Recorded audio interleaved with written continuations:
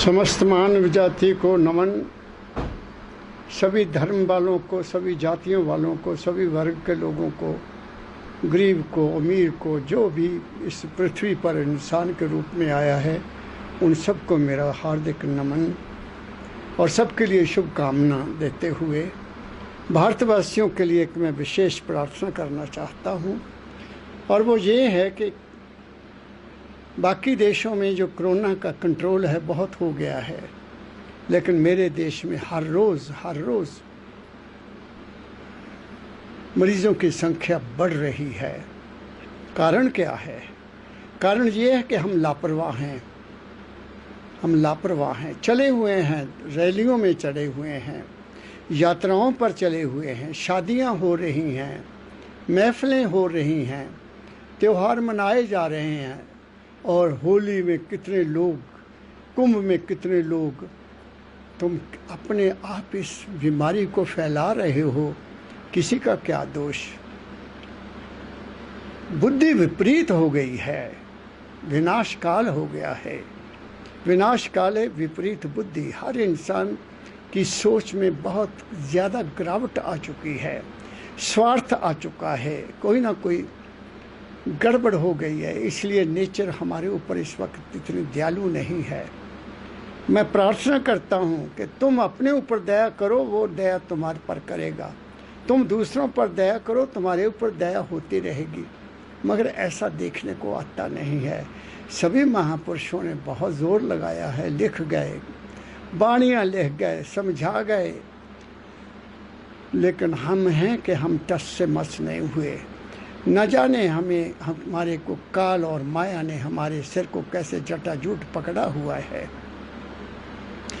आज जो मैं बात कहने जा रहा हूँ वो नामदान पर कहने जा रहा हूँ। उसका कारण है कि मेरे देश में लाखों की संख्या में नहीं है, करोड़ों की संख्या में लोगों ने नाम दान प्राप्त किया हुआ है। महापुरुषों ने उस चीज़ को ध्यान में नहीं रखा, उस ज़रूरत को ध्यान में शायद नहीं रखा। क्यों नहीं रखा मुझे नहीं पता। हर चीज़ को देने के लिए या प्राप्त करने के लिए योग्यता होना ज़रूरी है, अधिकारी होना ज़रूरी है। और उसके लिए तो स्वामी जी महाराज ने पहले ही कहा हुआ है कि जिस नाम का अधिकारी, उस नाम का अधिकारी जिससे हम अपने मालिक के कुल में मिल सकते हैं, उसके अधिकार के लिए तो क्या करना पड़ेगा? विषयों से जो होए उदासा, परमार्थ की जामन आशा, धन संतान प्रीत नहीं जाके, खोजत फिरे साधु गुर जाके। जिसने दुनिया के सभी विषय भोग लिए हैं, जिसने भोग में सोग को देखा है, जिसने अनुभव कर लिया कि ज़िंदगी में जो ये मानसिक और शारीरिक सुख है ये बदलने वाले हैं, ये तब्दील होते रहते हैं। और एक परमार्थिक सुख है, परम अर्थ। परम मीन सबसे ऊंचा अर्थ, धन। वो क्या है? वो है सेल्फ रियलाइजेशन। तो अगर किसी बच्चे ने किसी अच्छे मेडिकल कॉलेज में या इंजीनियरिंग कॉलेज में या उच्च कोटि की विद्या प्राप्त करनी है, उसके लिए कोई ना कोई शर्त है। हर एडमिशन के लिए शर्त है कि तुम इतने लेवल के नंबर लिए होंगे तो तुम्हें ये सब्जेक्ट मिलेगा, इतने नंबर के लिए होंगे तो ये सब्जेक्ट मिलेगा। अगर वो उसके मुकाबले में उसके पास योग्यता नहीं है तो उनको एडमिशन नहीं मिलती है। और ये परमार्थिक ज़िंदगी है, ये आध्यात्मिक ज़िंदगी है। तो क्या इस आध्यात्मिक ज़िंदगी में जो संसारिक ज़िंदगी है या सामाजिक ज़िंदगी है या राजनीतिक ज़िंदगी है, उसमें तो कोई निज़्म है नहीं। उसमें कोई निज़्म नज़र नहीं आता। हाँ, हमारी धार्मिक ज़िंदगी में थोड़ा बहुत हमारे कुछ संस्कार हैं, हमारे कुछ सिद्धांत हैं जिन पर चलने के लिए आदेश दिए जाते हैं किसी भी धर्म में, चाहे वो सनातन धर्म है, चाहे वो सिख धर्म है, चाहे वो जैन धर्म है, चाहे वो बुद्ध धर्म है, चाहे वो ईसाई धर्म है, चाहे वो यहूदी धर्म है, चाहे वो इस्लाम धर्म है, सभी परंपराओं में कोई ना कोई सिद्धांत है, कोई ना कोई नियम है जिसके अधीन हम उस परंपरा में रहते हुए अपने जीवन को सुखमय बनाते हैं। उसमें कोई एतराज़ नहीं है। कोई अल्लाह को मानता, अल्लाह के नाम से उसको मानता है तो कोई एतराज़ नहीं है। कोई उसको ईश्वर का नाम देकर मानता है तो कोई एतराज़ नहीं है। कोई किसी मूर्ति को भगवान का रूप मानकर मानता है, उसमें भी कोई एतराज़ नहीं है। लेकिन उनमें आपस में किसी तरह का झगड़ा नहीं होना चाहिए। दुर्भाग्य तो यही है कि हमारे में सहनशीलता नहीं है, हमारे में वो प्रेम नहीं है, हमारे में वो इंसानियत का जो मिल्क है, मिल्क ऑफ ह्यूमैनिटी, जो इंसानियत के नियम हैं वो नहीं है। तो हम जिस मर्जी धर्म के अनुयायी बन जाएं, हम जहाँ से मर्जी नाम ले लें, कोई फ़ायदा होने वाला नहीं है।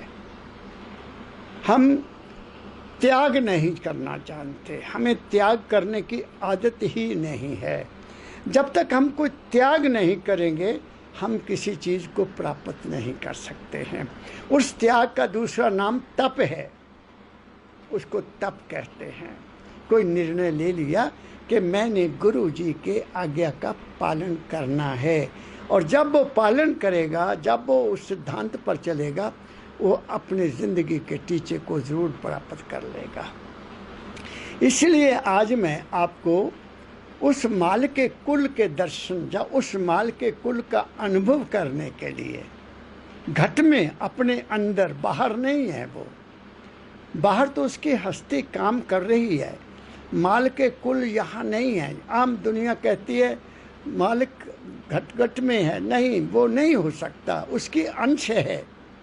फॉर एग्ज़ाम्पल अगर हम कहें कि जो सूरज यहाँ आता है, सूरज नहीं है यहाँ, सूरज तो यहाँ से पता नहीं कितने करोड़ दूर है, कितने करोड़ मील दूर है। उसकी किरण है यहाँ जो हमें रोशनी दे रही है, जो हमें गर्मी दे रही है, जो पेड़ पौधों को, सब चीज़ों को जन्म दे रही है। वो सूरज नहीं यहाँ आ रहा। ऐसे उस माल के कुल की हस्ती नहीं यहाँ, वो आप नहीं है, उसकी हस्ती है यहाँ। मेरे सतगुरु बाबा फकीर जी महाराज के वचनों के अनुसार अगर सूरज यहाँ आ जाए तो हम सब जल जाएंगे, भस्म हो जाएंगे। अगर वो माल के कुल यहाँ आ जाए तो हम तो कुछ भी नहीं रहेगा, यहाँ क्या कुछ नहीं रहेगा। वो नहीं यहाँ रहता, उसकी अंश हम सब में है। उस अंश को देखना है, उस अंश को देखने के लिए ही ये नामदान दिया जाता है। जा नामदान, जैसे कई नाम हैं, 5 नाम हैं, वो संसारिक जीवन को सुखमय, आनंदमय, खुशहाल बनाने के लिए हैं। मुझे पता नहीं, आपको बताते हैं महाराज जी कि नहीं। मैं कई बार बता चुका हूँ कि पहले नंबर पर यहाँ सिमरन करने से आपकी मनोबल बढ़ता है और आपकी ज़रूरियात ज़िंदगी पूरी होती रहती हैं।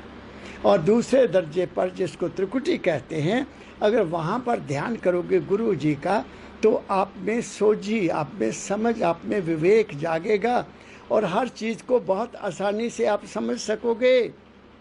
आपकी जो अंदर की जो विवेक, आप अंदर बुद्धि शक्ति है, वो उसमें शक्ति आ जाती है। वो हर बात को बहुत आसानी से समझने के काबिल हो जाएगा और जिस लाइन में जाना चाहेगा वो उस लाइन में तरक्की कर सकता है। और आगे मस्ती है, सुन महासुन में मस्ती लेनी, मस्ती लो, और आगे जाना है भंवर गुफा का आनंद लेना, वो लो, और फिर आगे सतलोक में जाओगे।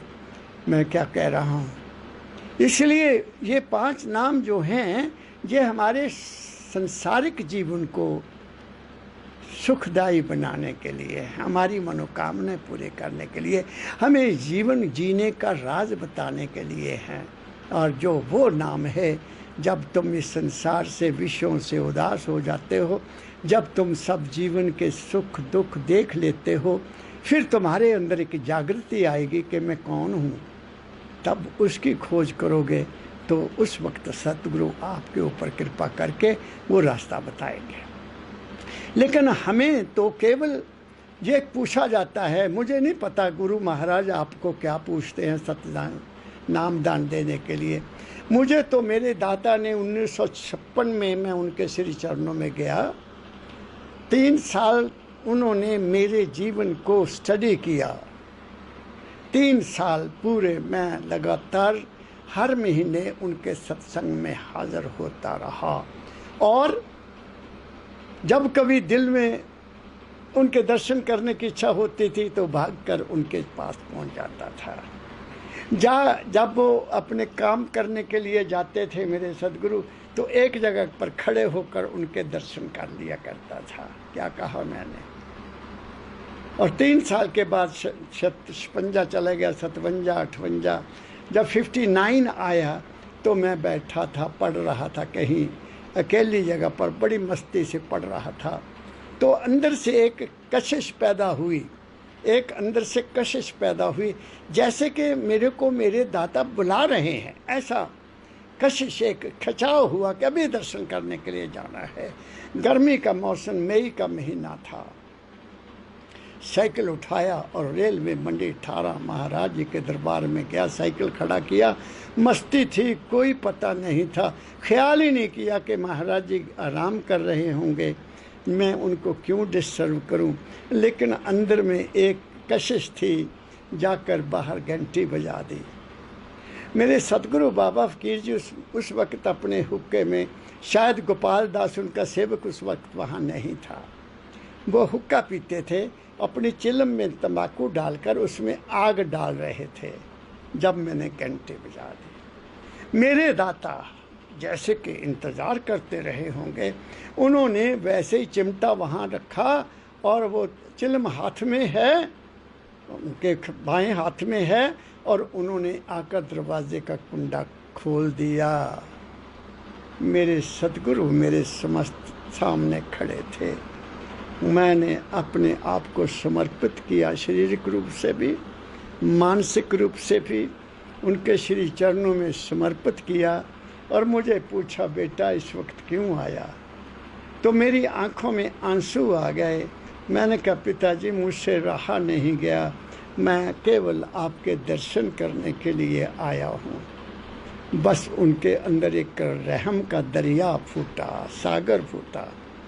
मेरे दाता आगे आए और दाएं हाथ की उंगली मेरे यहाँ रखी और मुझे ऊपर कृपा करके मुझे नाम दान बख्शिश कर दिया और कहा, बेटा इस नाम का सिमरन करना है और ध्यान करना है, गुरु हमेशा तेरे अपने घट में है। क्या कहा मैंने? क्योंकि मैं बालक था, कोई बुराई नहीं थी, डिसिप्लिन में ज़िंदगी थी, खाना पीना मेरे पिता की हक हलाल की कमाई का था और मेरे अंदर एक उस सच्चाई को जानने की, अपने आप को पहचानने की लगन थी। तो उन्होंने मेरे ऊपर कृपा कर दी और जीवन ऐसा बना दिया कि ज़िंदगी की कोई कमी ही नहीं छोड़ी। मैं ये आपके श्री चरणों में क्यों आता हूँ, हर हफ्ते में आता हूँ? क्योंकि मेरे ऊपर मेरे गुरु का बहुत बड़ा ऋण है।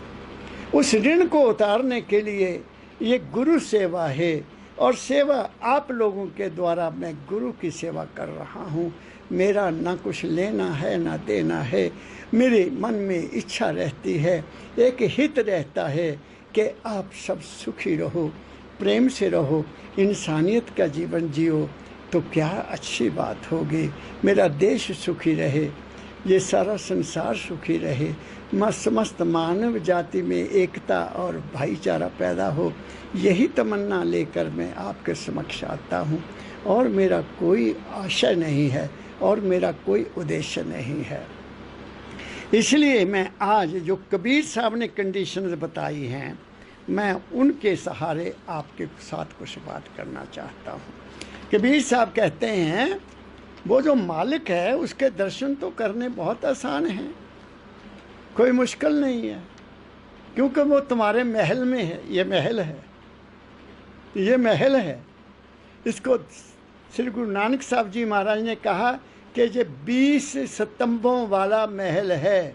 20 स्तंभ है इसमें, 5 जे 5 बाएं हाथ के उंगलियां, 5 पैर की उंगलियां, 5 दूसरे पैर की उंगलियां, तो 20 हो गए ना। 20 स्तंभ हैं इसके, 9 द्वारे हैं इसके। और इसमें कौन रहता है? पिया रहता है, इसका मालिक रहता है। कबीर साहब ने इसी शरीर को चादर कहा है।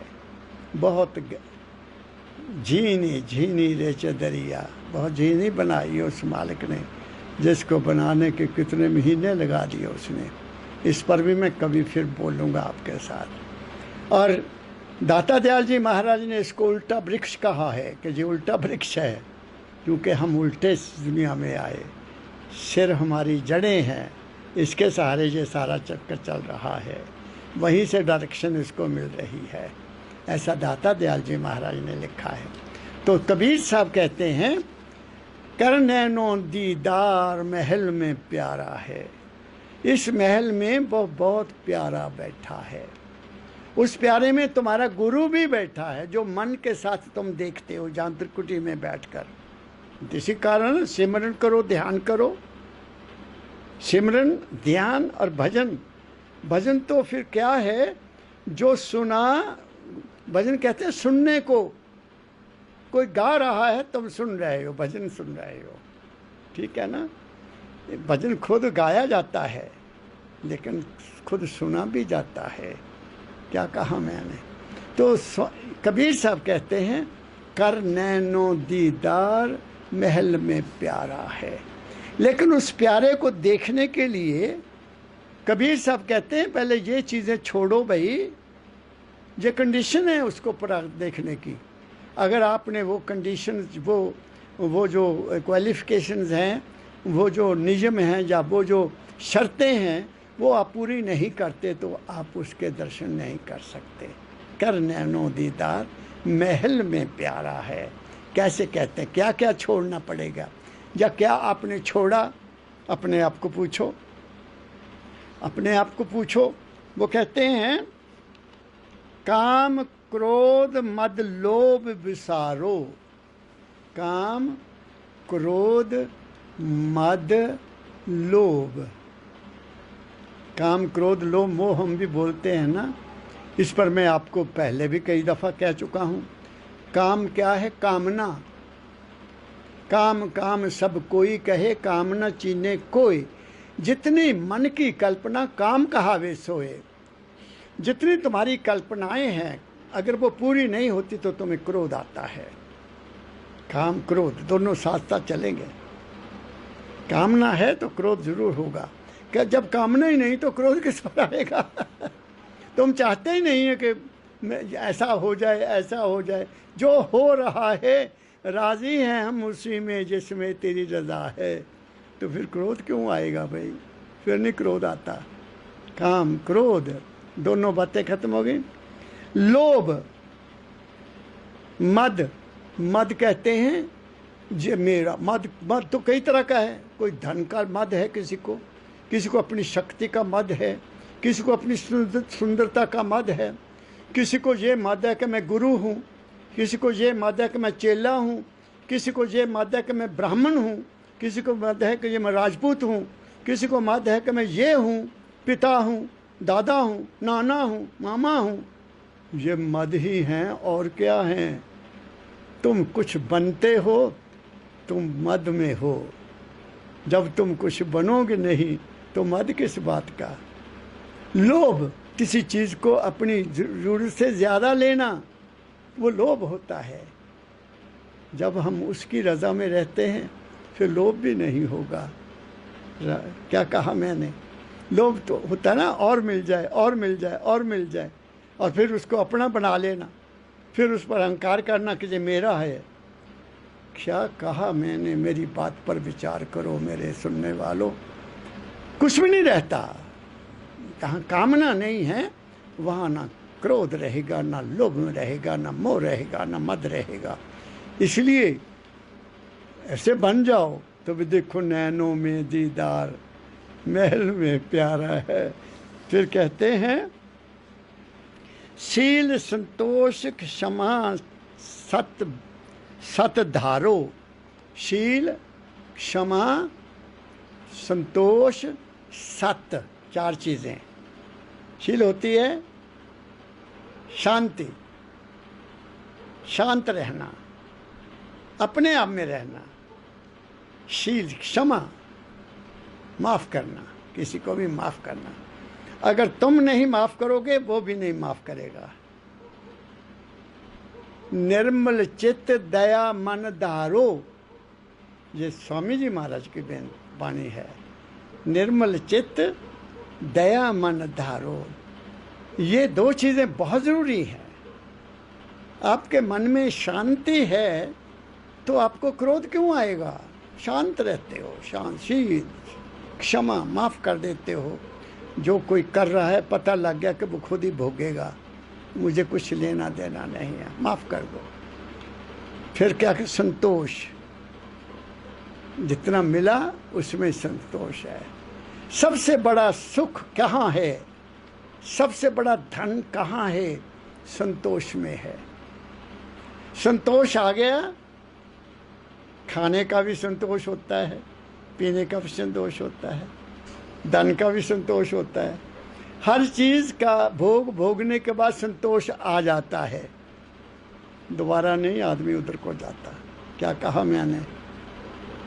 तो स्वामी जी के दाता कबीर साहब जी महाराज फरमाते हैं कि शील, क्षमा, संतोष, क्षमा, सत धारो। सत, सत क्या है?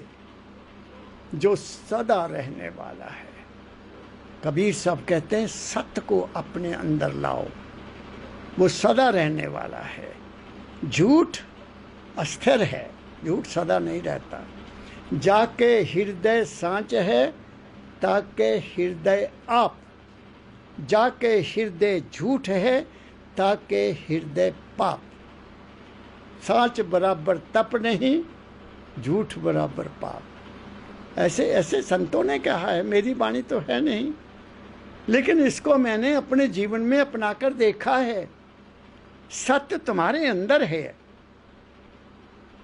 सत्य तुम्हारे अंदर है। वो कहाँ है? वो शरीर, मन और आत्मा से आगे है, जो इस सारे ढांचे को चला रहा है, जो तुम्हारा पिया है, जिसका दीदार करना है। जिसका दीदार करने के लिए तुम्हें ये चीज़ें अपने जीवन में लानी होंगी। क्या कहा मैंने? बाकी तुम जानो। मेरे सतगुरु बाबा फकीर जी महाराज जब पहली बार अमेरिका गए, मानव दयाल जी महाराज ने उनको वहाँ निमंत्रण दिया, क्योंकि वो वहाँ प्रोफेसर थे। उनके अंग्रेज़ों के साथ बड़े अच्छे संबंध थे, बच्चे पढ़ते थे ना लोगों के, वो लर्नेड आदमी थे। तो मेरे दाता वहाँ गए, उन्होंने देखा क्या है कि सब लोग बीफ खाते हैं, गाय का मांस खाते हैं। तो महाराज जी ने वहाँ कहा कि आकर बताया महाराज जी ने कि क्या बर्मा क्या शर्मा सब बीफ खाते हैं। जब मैंने उनसे पूछा, बे तुम ये बीफ गाय का मांस क्यों खाते हो, तो उन्होंने कहा महाराज जी ये वो गाय नहीं है। अब बताइए, गाय भी 2 तरह की हो गई, क्योंकि खाना है, बहाना चाहिए। तो मेरे दाता ने आकर ये बात हमें बताई, और वो नामधारी भी हैं, ऐसी बात नहीं है, नामधारी भी हैं। वो कहते ये वेजिटेबल है। क्या कहा मैंने? फिर आगे क्या कहते हैं? काम क्रोध मद लोभ विसारो, शील संतोष क्षमा चित्त सत धारो। सत्य, उस पर नजर रखो कि तुम हु एम आई, ये सत्य है। मैं कौन हूँ, ये सत्य है। बाकी ढांचा है, ये ढांचा है, भाग्यशाली ढांचा है, नरनरैनी देह है, टॉप ऑफ द क्रिएशन है, अशरफ मखलूकात है, ये ईश्वर के रूप में है। ऐसा सभी सभी वाणियाँ कहती हैं, सभी महापुरुषों ने ऐसा कहा है। तो हमने इसकी कितनी कदर की है तुम खुद सोच लो। फिर आगे कहते हैं, मध्य मास मिद्या तज डारो। मध्य मास ये लोगों का खाने पीने का शौक जो है, कहते हैं इसको भी तज दो, छोड़ दो। सोच लो कहाँ हैं हम, कितनी सरकार को इनकम हो रही है और ये देश देवताओं का है, महापुरुषों का है, अवतारों का है, और यहाँ हम क्या क्या कर रहे हैं। फिर महल में उसके दीदार करने की इच्छा कर रहे हैं, नहीं होगा। कबीर साहब ने फिर आगे कहा, मध्य मास मिथ्या तज डारो। मिथ्या मीन जिसका कोई मतलब नहीं है, जिसका कोई तुम्हारे शरीर को लाभ नहीं है, मिथ्या कोई फर्क नहीं है उसका। जो बाकी चीज़ों के खाने के बाद आपके लिए कुदरत ने क्या कुछ नहीं पैदा किया। धरती माँ के गोद से जो कुछ भी पैदा हुआ है वो इंसान के लिए है, बाकी जो कुछ बनता है वो तुम्हारे लिए नहीं है। और यही कारण है कि बहुत सी बीमारियां हमारे देश में हैं, बढ़ रही हैं, क्योंकि हमने हमारा खाना, हमारा देखना, हमारा सुनना, हमारा बोलना सब बिगड़ा हुआ है। तो हम इस महल में रहते हुए उसके दीदार कैसे कर सकते हैं। इसलिए कबीर साहब ने जो शर्तें लगाई हैं, मुझे नहीं पता गुरु साहिबान ने किसी ने जो शर्त लगाई कि नहीं लगाई, मुझे नहीं पता। मैं तो तुम्हारा सेवक हूँ, सेवक होते हुए सिर्फ आगाह कर रहा हूँ, भाई इन चीज़ों को छोड़ो। फिर क्या होगा? फिर होगा, हो ज्ञान घोड़े असवार भ्रम से न्यारा है। फिर ज्ञान के घोड़े पर सवार हो जाओ, मन के घोड़े पर नहीं। मन का घोड़ा तो इधर लगा हुआ है ना, इन चीज़ों में फंसा हुआ है। ज्ञान तभी होगा जब तुम इन चीज़ों का त्याग करोगे। ज्ञान घोड़े असवार, क्या मिलेगा? भ्रम से न्यारा है, भ्रम खत्म हो जाएंगे। तुम्हें असलियत का ज्ञान होने लगेगा, तुम्हें असलियत का अनुभव होने लगेगा, तुम्हें अंदर ठहरने का मौका मिलने लग जाएगा। क्योंकि जैसा खाइए अन्न वैसा होगा मन, जैसा देखेंगे वैसा हमारा मन बनेगा, जैसा सुनेंगे वैसा भी हमारा मन बनेगा, जैसा खाएंगे वो भी हमारा मन बनेगा। क्या कहा मैंने? किसी चीज़ को छुएंगे उसका भी मन पर असर होता है। आज मैंने फेसबुक पर कुछ निज़म लिखे हैं, अगर आप में से किसी ने पढ़े हों तो उन पर विचार करिएगा। मैं ज़िंदगी का अनुभव लिखता हूँ, इधर उधर की बातें नहीं करता हूँ, क्योंकि दाता से दरबार में बैठकर यही सीखा, जब तक न देखो अपनी नैना तब तक न मानो गुरु का बहना। अपने नैनों से देखो। इस शरीर रूपी ये शरीर रूपी एक प्रयोगशाला है, एक प्रैक्टिकल लेबॉर्ट्री है। इसमें बैठकर जो तुम अनुभव करोगे वो सत्य होगा, सुना सुनाया सत्य नहीं हो सकता। क्यों? हर इंसान का शरीर की नेचर अपनी है, हर शरीर का रहना सहना अपना है, हर शरीर का वातावरण भी अपना अपना है, हर शरीर की नेचर भी अपनी अपनी है। इसलिए मेरी नेचर मेरे बच्चों से नहीं मिल सकती, उनके शरीर की नेचर अलग है, मेरी नेचर अलग है, नहीं है, किसी का नेचर नहीं मिलता। अपना अनुभव करके देख लो। नहीं समझे मेरी बात को? समय के अनुसार, वक्त के अनुसार जो जो स्त्री खाती है, देखती है, सुनती है, व्यवहार करती है, उसका बच्चे के ऊपर असर होता है।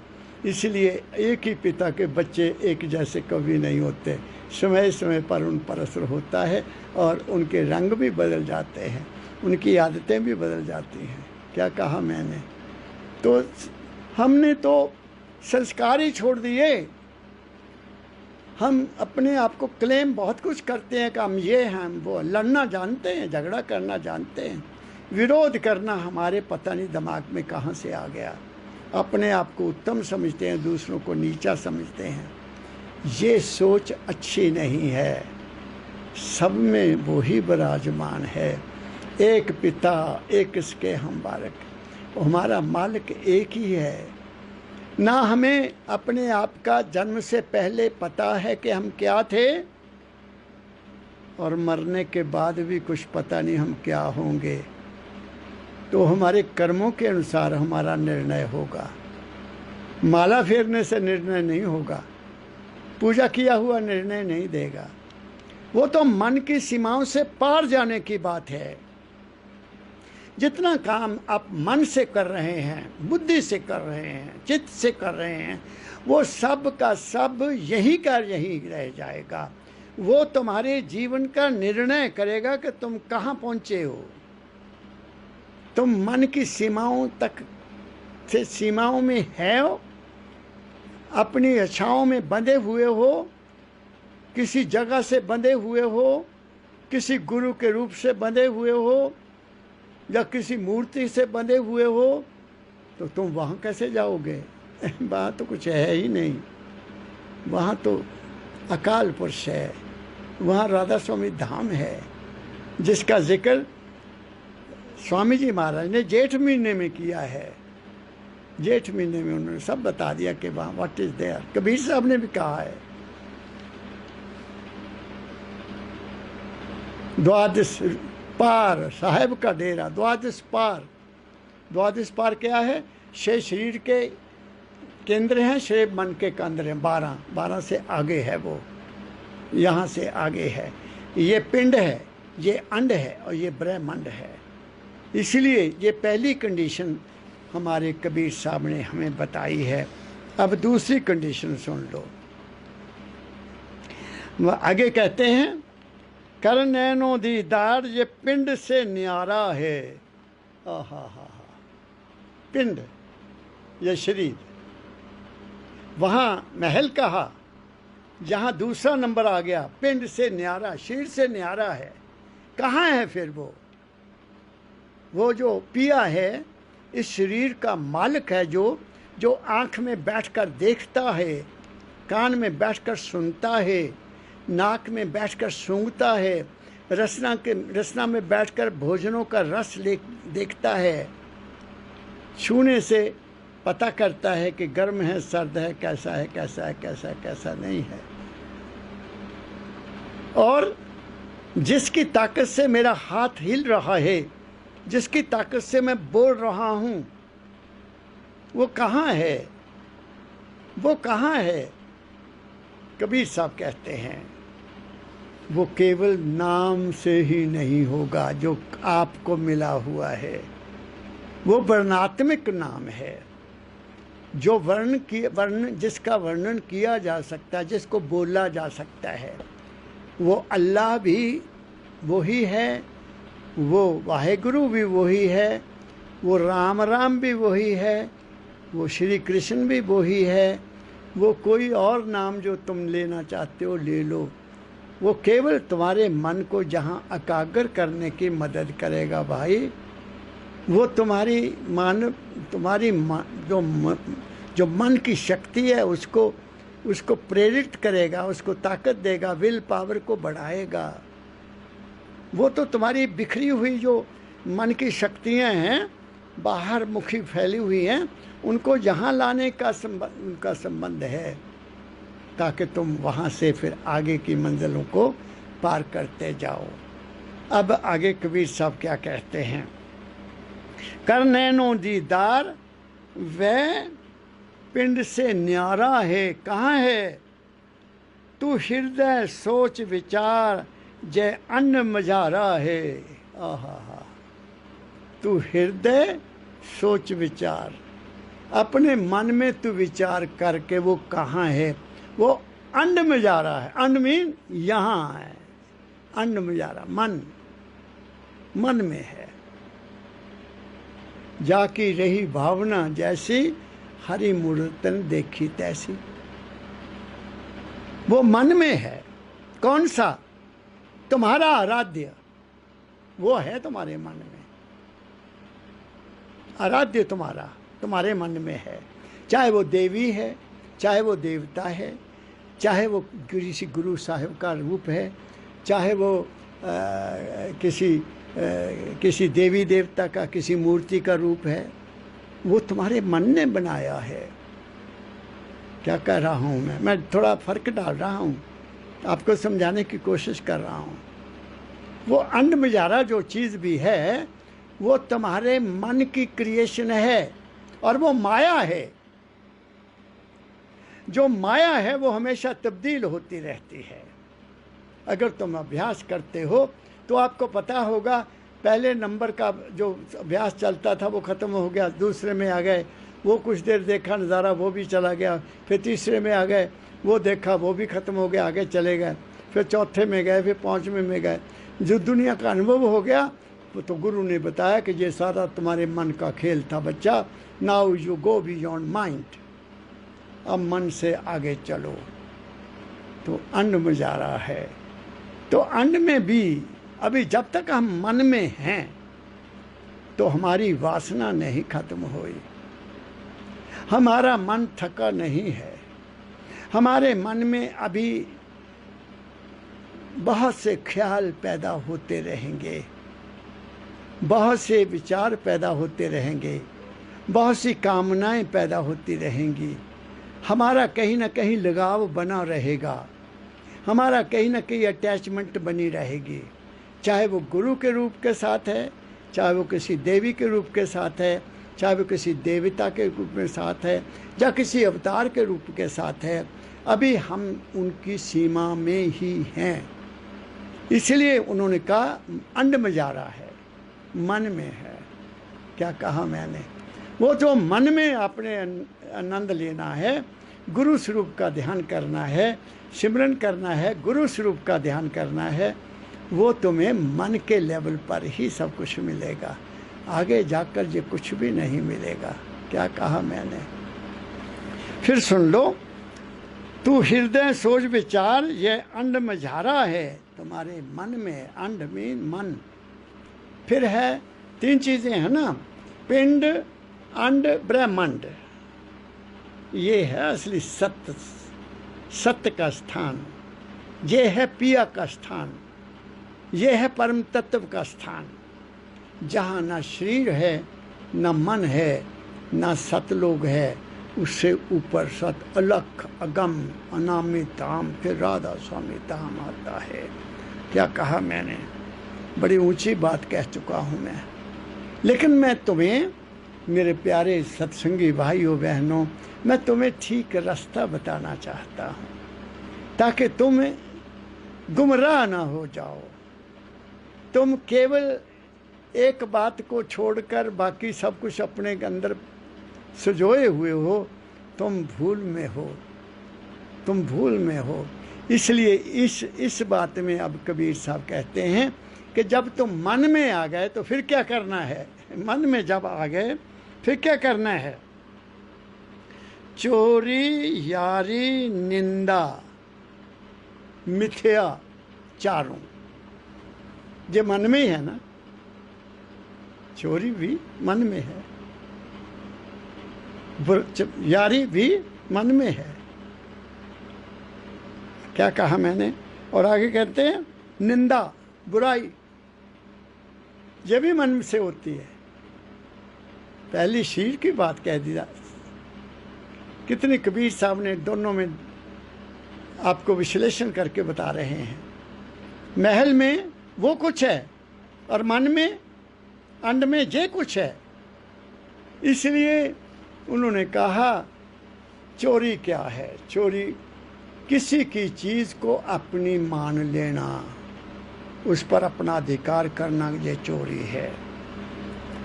मेरे सतगुरु बाबा फकीर जी महाराज ने बताया कि हम सब चोर हैं। अरे मेरे बाबा जी, जो कुछ दिया, महल माड़ियाँ, कारें, धन दौलत, जी जायदाद, जो कुछ है, क्या तुम वहां से लेकर आए? क्या कहा मैंने? यही मिला ना। और हमने उसको अपना बना लिया। वो तो हमारा है ही नहीं, तो हम चोर नहीं हो गए। आह, क्या कहा मैंने। जो कुछ है, कबीर साहब ने तभी बड़ी ऊंची आवाज से कहा, मेरा मुझ में कुछ नहीं, जो कुछ है सो तेरा, तेरा तुझको सौंपते क्या लागे मेरा। हम दुनिया में आए खाली हाथ आए थे, और दुनिया से जाएंगे तो खाली हाथ ही जाएंगे रे। हमारे साथ हमारे कर्म जाएंगे, कोई चीज़ साथ नहीं देगी। है कोई देती साथ? तो इसलिए हम क्यों चोर बने कि ये भी मेरा है, ये भी मेरा है, ये भी मेरा, ये भी मेरा है। ये चोरी नहीं चलेगी। उसको ये समझ लो कि उस मालिक ने हमें ये सब सुख सुविधा इसलिए दिए हैं कि हम बैठकर आराम से उस मालिक का नाम जाप कर सकें। हमें पेट की भूख ना लगी हो, हमें ज़रूरतें पूरी हुई हैं, कोई चिंता नहीं है। हमारे सारे कर्म अपने आप ठीक हो रहे हैं। बच्चों की शादियां हो गई हैं, नौकरियां मिल गई हैं, पोते पोतियां हो गए हैं। अब तेरा क्या है रे, तू सोच ले। तू तो बिल्कुल गंगा स्नान कर लिया। वो गंगा स्नान नहीं है। उस गंगा स्नान करने से तुम्हारी बाहर की मैल बेशक उतर जाती होगी। मैंने तो कभी नहाया नहीं। अंदर की मैल सिमरन कर ले, ध्यान कर ले, तेरे अंदर ही तरवैनी है, तेरे अंदर ही अग्नि की ज्वाला भटक रही है। उसमें दग्ध कर दे अपनी सारी बुराइयों को, और मानसरोवर तेरे अंदर ही है, वहाँ स्नान कर ले। अपने गुरु का ध्यान करते हुए, अपने गुरु का दिया हुआ नाम का जाप करते हुए, ऐ इंसान तू कहाँ भटक रहा है। तेरे अंदर साफ हो गया तो वो आ खड़ा होगा, अंदर बैठा है। बाहर नहाने से तुम्हें वो नहीं मिलेगा, नहीं मिलेगा। इसलिए तुलसी साहब जी महाराज ने, जो स्वामी जी महाराज के गुरु साहब थे, उन्होंने कह दिया, दिल का हुजरा साफ कर जाना के आने के लिए, ध्यान गैरों का हटा उसको बिठाने के लिए। और इससे ज़्यादा क्या कहूँ। चोरी जारी, निंदा बुराई करना छोड़ो। मैं शायद पहले भी बता चुका हूँ, शायद सुना भी होगा आपने। मैं गाड़ी से अपने कॉलेज जा रहा था, तो रास्ते में 6-7 किलोमीटर पर एक सत्संग घर था, किसी बहुत बड़े डेरे का। नाम लेने की क्या ज़रूरत है। तो वो सत्संग ख़त्म हो गया और बच्चे गेट से बाहर सड़क पर आ रहे थे। तो मैं समझ गया कि सत्संग ख़त्म हो गया है, इसलिए बीबियाँ भी आएंगे, बच्चे भी आएंगे। तो मैंने गाड़ी को बिल्कुल ज़ीरो करके आराम से शुरू कर दिया, चलना शुरू कर दिया। जब मैं गेट तक पहुंचा तो 7-8 औरतें निकली, माताएं बातें करते हुए निकली। तो मेरा कान उस वक्त बड़ा काम करता था। तो एक बहन पीछे से दौड़कर अगली बहन को, जो 4-5 आगे थी, उसने बाजू ऐसे पकड़ा। कहती उसने भी मुझे यूं ही समझ लिया था। कहती मैंने भी एक की 10 सुनाई उसको, ये मेरे कानों ने सुना। और मैं बड़े अचंभे में पड़ गया कि ये मेरी बहनें सत्संग से आई हैं और ये बातें क्रोध की कर रही हैं, निंदा की कर रही हैं, बुराई की कर रही हैं। तो इन्होंने सत्संग में क्या सुना होगा। अगर उनसे पूछो कि तुमने सत्संग में बहना क्या सुना, तो उनके पल्ले कुछ नहीं है। मैंने ऐसा एक सत्संगी से नहीं, अनेक सत्संगियों से पूछा है कि तुम सत्संग सुन के आई हो, बताओ क्या सुना आपने। कुछ नहीं सुना, मन कहीं और होता है। सामने सतगुरु महाराज बोल रहे हैं, इसलिए स्वामी जी महाराज और दाता दयाल जी महाराज ने लिखा, सब ही आए सतगुरु आगे, सभी आए सतगुरु आगे, बचन न पकड़ा दर्श न पकड़ा, बचन न लागे दर्श न पकड़ा। देखा नहीं उनको, ध्यान से देखा नहीं, उन पर नजर नहीं टिकाई। दर्श न पकड़ा बचन न लागे, कहो सत्संग से क्या फल पाया, वक्त गया और जन्म गवाया। सत्संगी तो महिमा तभी है कि तुम सतगुरु के दरबार में बैठ गए, तुम्हारी तो आँख नहीं झपकनी होनी चाहिए। कहीं गुरु का रूप कहीं आँख झपके से मेरी आँखों से ओझल ना हो जाए। हमें तो भाई ऐसे सत्संग में बैठने की विधि पता लगा था। सत्संग में बैठ गए तो दुनिया ही है नहीं, जहाँ सतगुरु हैं, जहाँ उनका वचन है, और कुछ नहीं होता था। इसलिए सत्संग करना भी सीखो। गए जैसे गए वैसे ही उठकर आ गए, लंगर खाया, चल पेट पर हाथ फेंका और जा थोड़ी बहुत सेवा कर ली। भाई तुमने वो परमार्थ तो तुम्हें मिला ही नहीं, वो परम अर्थ तुम्हें मिला ही नहीं। तुम तो स्वार्थ की दुनिया में ही बंधे हुए हो। आओ सत्संगियों, और कबीर साहब की बाणी ही सुन लो।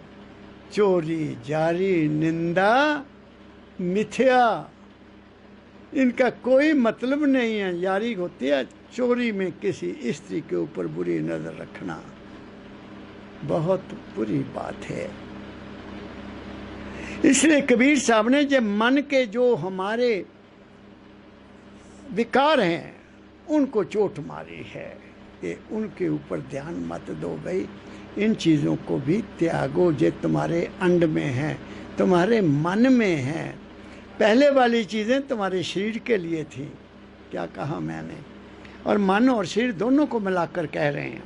फिर कहते हैं मिथ्या तज सतगुरु सिर दारो, इनको छोड़कर फिर सतगुरु को सिर के ऊपर दे दो। सतगुरु रहता कहाँ है? गुरु तो तुम्हारा डेरे में है गुरु जी महाराज तो अपने स्थान पर विराजमान हैं, लेकिन वो गुरु साहब क्या करते हैं, तुम्हें सतगुरु के साथ मिला देते हैं। सतगुरु तुम्हारे सिर में है, सिर की चोटी में है।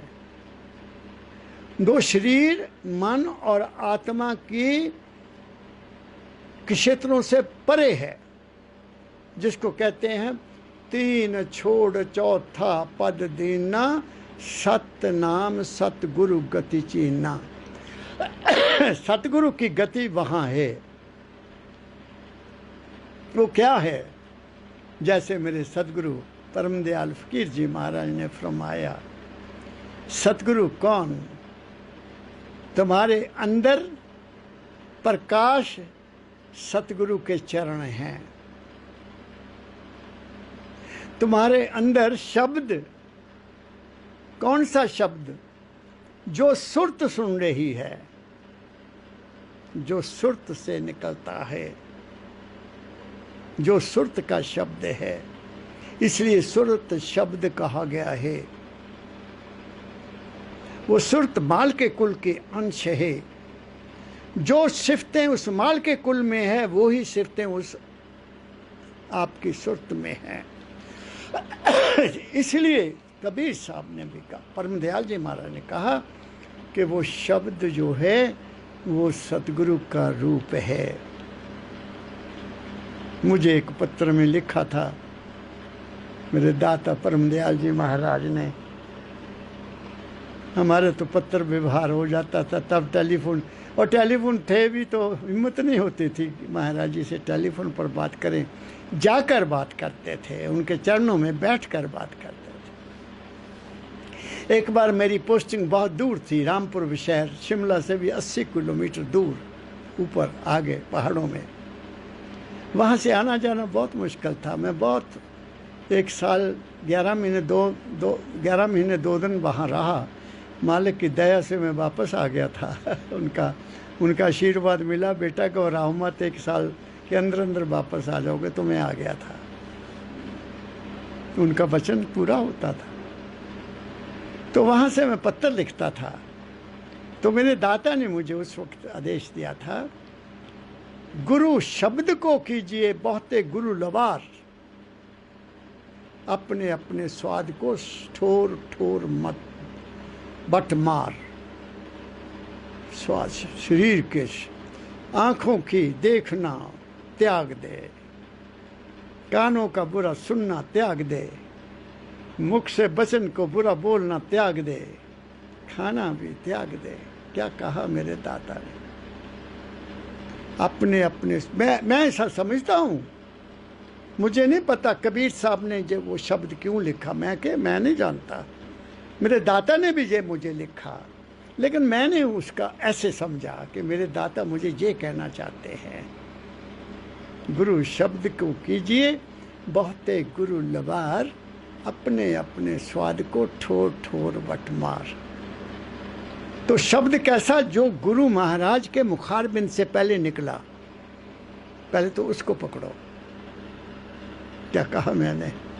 फिर हमारे अंदर कई शब्द होते हैं, घंटा बजता है, शंख बजता है, ओम की आवाज़ आती है, किसी को बादल की गर्ज सुनाई देती है, किसी को बम बम की सुनाई देती है। जैसी जैसी हमारी नेचर है शरीर की, जैसी यारी हमारे मन के ऊपर संकल्प बैठे हुए हैं, उसके अनुसार हमें अंदर शब्द सुनाई देते हैं। अगर कोई कहे कि मुझे भी घंटा सुनाई दे, मुझे भी बांसुरी सुनाई दे, कोई कहे मुझे भी ओंकार सुनाई दे, ये इम्पॉसिबल है। कोई कहे कि मेरे अंदर भी प्रकाश पैदा हो, वो भी इम्पॉसिबल है। क्यों? क्योंकि वो तुम्हारे अपने जीवन के डिसिप्लिन पर निर्भर करता है। तुम्हारा कैरेक्टर कितना हाई है, तुमने अपने ब्रह्मचर्य का कितना पालन किया है, उसके मुताबिक तुम्हारे अंदर जो आवाज़ें पैदा होंगी। नहीं तो कोई बाईं तरफ से आवाज़ आती जाएगी, कोई दाईं तरफ से आवाज़ आती जाएगी। बुरे विचार जिसको मैं कहूँगा, क्या मेरे को शब्द नहीं मिलते उसके बारे, जो हानिकारक हैं, जो तामसिक विचार हैं, वो इस नासिका से हमारे अंदर जाते हैं। जो राजसिक विचार हैं, तरक्की करने के, ज़िंदगी में बढ़ने के, धन दौलत कमाने के, इज्जत कमाने के, वो इस रास्ते से ऊपर जाते हैं। और जो सात्विक विचार हैं, सात्विक, उस पिया के मिलने के, हमारा रहना भी शुद्ध है, सत्य है, कोई झूठ नहीं है, कोई हेरा फेरी नहीं, कोई निंदा नहीं है, कोई चुगली नहीं है, कोई बुराई नहीं है, हक हलाल की कमाई है और सादा है, तो फिर वो सात्विक विचार हमारे दोनों नासिका से सीधे सुषुम्ना नाड़ी तक पहुंचते हैं और जहां आकर त्रिवेणी बनती है। क्या कहा मैंने?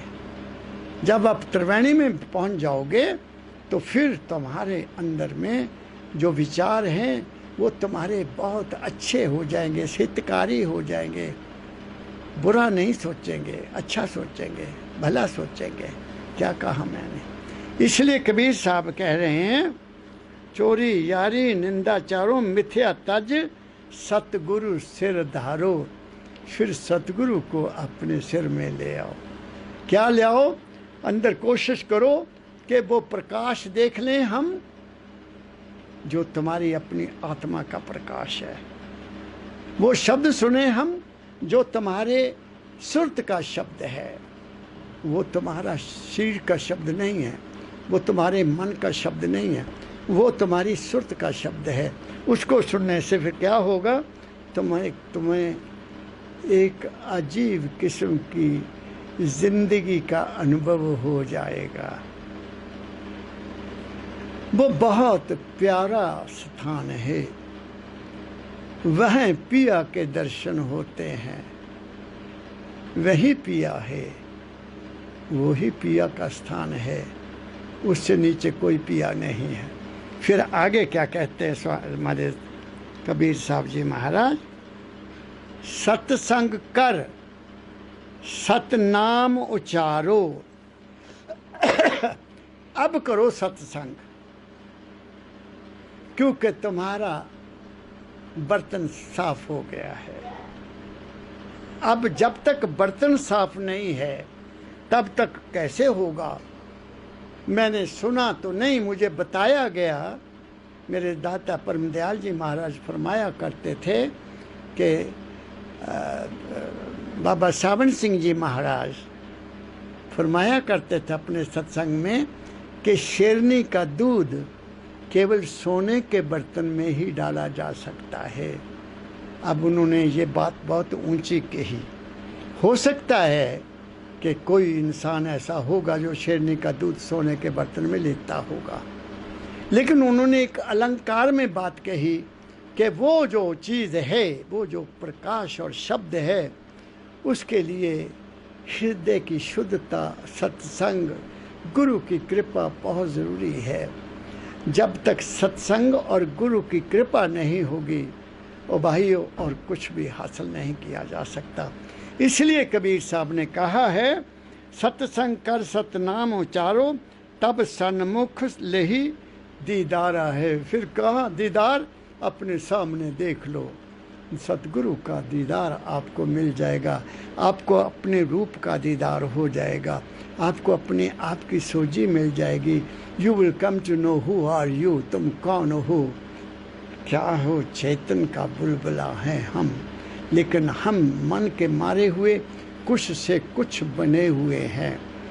पानी केरा बुदबुदा असमानस की जात, देखते ही छिप जाएगा ज्यों तारा प्रभात, गुरबाणी ऐसे कहती है। तो हम सब चेतनता के बुलबुले हैं। माल के कुल एक महान चेतनता का सागर है, हम उसकी एक बूंद हैं।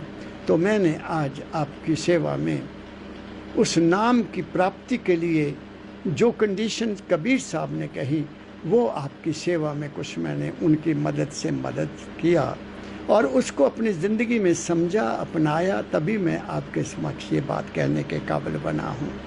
मैं सच्चे दिल से चाहता हूँ कि आप सुखी रहो, ये कोरोना महामारी तुम्हारे ऊपर मेहर करे और मालिक की दया आप सब पर बनी रहे। हम भाईचारे की ओर बढ़ें, इस नफ़रत के दौर को समाप्त करें, सुखी रहें, एक पिता एक इसके बारक बनकर हम रहें। मेरी आप सब के लिए शुभकामना, हार्दिक शुभकामना। तुम सुखी रहो, खुश रहो, समृद्धशाली बनो। और इन्हीं शब्दों के साथ आप सबको नमन करते हुए मेरा हार्दिक प्रेम भरा सबको राधा स्वामी, राधा स्वामी, राधा स्वामी।